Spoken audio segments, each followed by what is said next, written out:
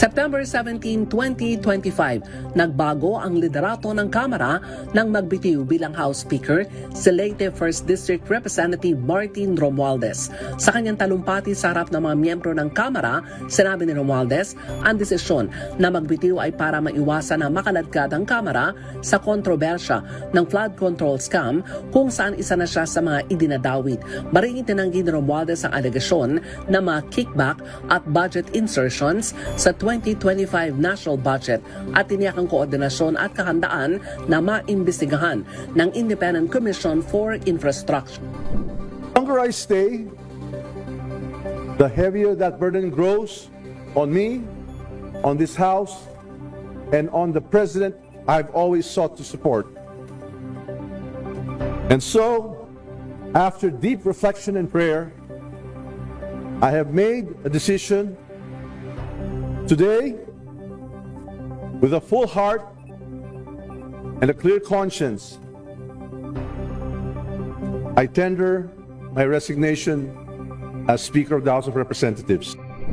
Tawan ng 6th District ng Isabela at kapartido ni Pangulong Bongbong Marcos sa Partido Federal ng Pilipinas na si Representative Faustino D. III ang pumalit kay Romualdez ng mahalal sa botong 253. Sa kanyang pamumuno, inamin ni D na naharap ngayon ang Kamara sa mga pagsubok at negatibong imahe dahil ilan sa kanilang mga kasamahan ay binansagang contractors na dawit sa kontrobersya ng flood control scam. Binigyang din ng House Speaker sa mga taga-kamara, mambabatas man o mga empleyado, huwag hayaang maapektuhan sila ng mga naririnig, nababasa at napapanood sa social media. Sabi ni D, kayang-kayang baguhin ang imahe ng institusyon kung ito ay sa tapat, masipag at makabuluhang paglilingkod. Under my leadership, this House will change. I will not defend the guilty and I will not shield the corrupt. Gaya ng paninindigan ng ating Pangulo, no rank, no ally, no office will be spared from accountability. We must strengthen the Oversight Committee and fully cooperate with the Independent Commission of Infrastructure. Our duty is not to protect each other. Our duty is to protect the Filipino people. Ato ni D, tiniyak nito na kaisa ang Kongreso sa transparent na pagtalakay sa budget, kabilang ang pagtanggap sa mga civil society organizations na magbantay sa mga deliberasyon sa 2026 proposed national budget.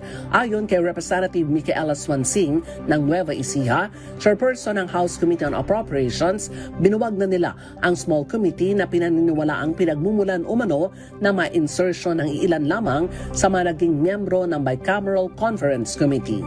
Ilang buwan matapos magtago dahil sa pagkakasangkot sa flood control scam, Nobyembre nang maglabas naman ng serye ng video si Resign Ako Bicol Party List Representative El Saldico. Sa 5 seryo ala Netflix ng kanyang mga pagbubulgar, dinawit niya sina Romualdez, Pangulong Bongbong Marcos, First Lady Lisa Araneta Marcos at House Majority Leader at Presidential son Sandro Marcos sa issue ng budget insertions at katiwalian maliban sa kanyang sarili. Simula ito nung tumawag si Sekmina pangandaman sa akin nung nag-umpisa ang BICAM process last year, 2024. Ang sabi niya, katatapos lang ng meeting nila ni Pangulo at may instructions na mag-insert o magpasok ng 100 billion worth of projects sa BICAM. At sinabi pa ni Sekmina, you can confirm with Yusek Adrian Bersamin dahil magkasama sila sa meeting ni Pangulong BBM noong araw na yon. Tinawagan ko po agad si Yusek Adrian Bersamin at tinanong ko kung may instruction na ba ang Pangulo na magpasok ng 100 billion during their meeting. Ang sabi niya ay totoo nga po. Right after our conversation, tinawagan ko po si dating Speaker Martin Romualdez at nireport ko ang instructions ng Presidente to insert the 100 billion projects. At sinabi niya sa akin, what the President wants, he gets. Pila ng malalim at mabibigat na alegasyon, tila mahina naman ang dating sa publiko dahil pinalalabas niya na hindi siya nakinabang. Kasabay ito hinimok na mga kinatawan mula sa Makabayan Bloc, Akbayan at Mamayang Liberal Party List na umuwi ng bansa si Ko at panumpaan ang kanyang mga alegasyon kung talagang hindi siya sangkot sa pagnanakaw. Umusad ang investigasyon ng ICI. Bukod kay Ko, 7 contractors ang inirekomendang kasuhan ng plunder, graft, bribery at conflict of interest sa Ombudsman. Ang mga ito ay sina Representatives Edwin Guardiola ng CWS Party List, James Ang Jr. ng Uswag Ilonggo Party List, Journey Nisay ng Pusong Pinoy Party List, Agustina Pancho ng Bulacan, Joseph Lara ng Cagayan, Francisco Matugas ng Surigao del Norte, Noel Rivera ng Tarlac. Sa panukalang proposed national budget ng 2026, maring itinanggi ni Speaker D ang alegasyon na may naganap na budget insertions sa BICAM deliberations sa 2026 budget ng Department of Public Works and Highways. Sa report ng PCIJ na nagsasabing lumobo sa 3.78 billion pesos ang DPWH budget sa kanyang distrito sa Isabela mula naman sa original na proposal na 1.1 billion pesos lamang.